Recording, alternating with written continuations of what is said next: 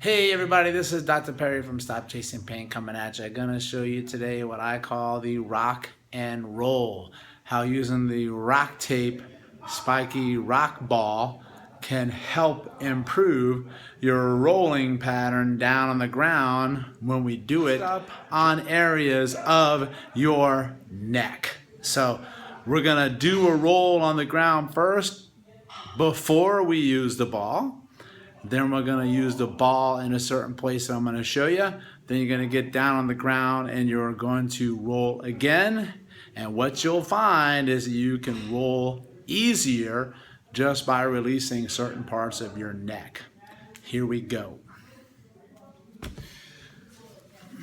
Okay guys, I'm going to show you down here on the ground a very simple rolling pattern. We're going to do the upper body because that's the hardest one to typically roll in because you need more of your neck. So I'm going to show you the quadrant roll from the right arm coming over from back to stomach, and then we'll go from stomach to back, and then we'll do the same on the other side, and I'll show you where you put the ball up here. We're going to put it right back up here on the splenius surfaces, levator region right up and through here, and then we're going to put it right at the back base of the head to release some of those muscles there and what we call the suboccipitals, and then we're going to roll again and see if we feel a change. Here we go.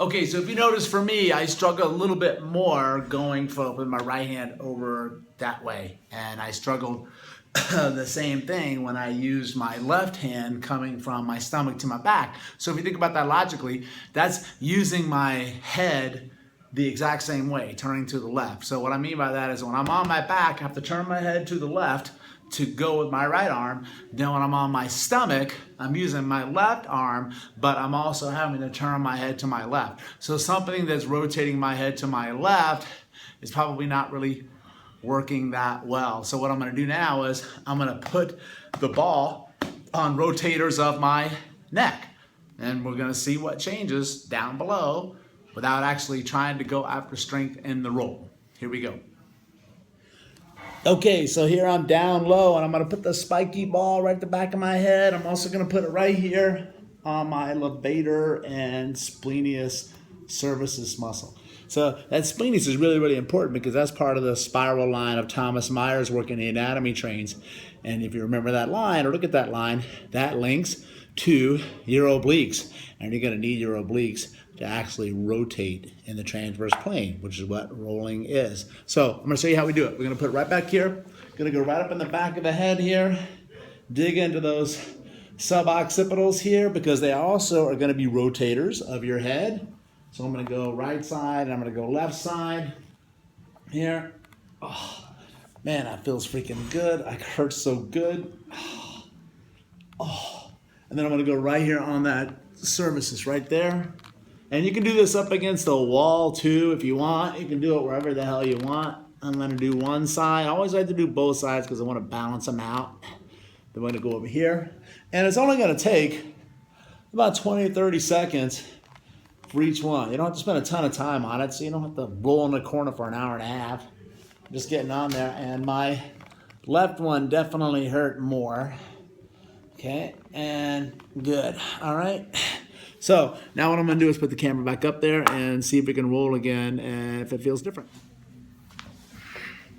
Okay guys, so now what we're going to do is I'm going to re-roll after I did the rock ball and see if it's more efficient rolling to those sides without actually doing anything to change down in here. All I did was work up here. And by that, everything is interconnected. So you know if you work here, it's going to affect there. We'll see what we get. Okay.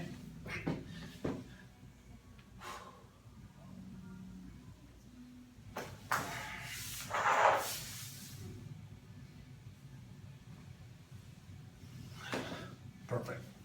Yeah, that felt a lot more efficient, a lot easier for me to do.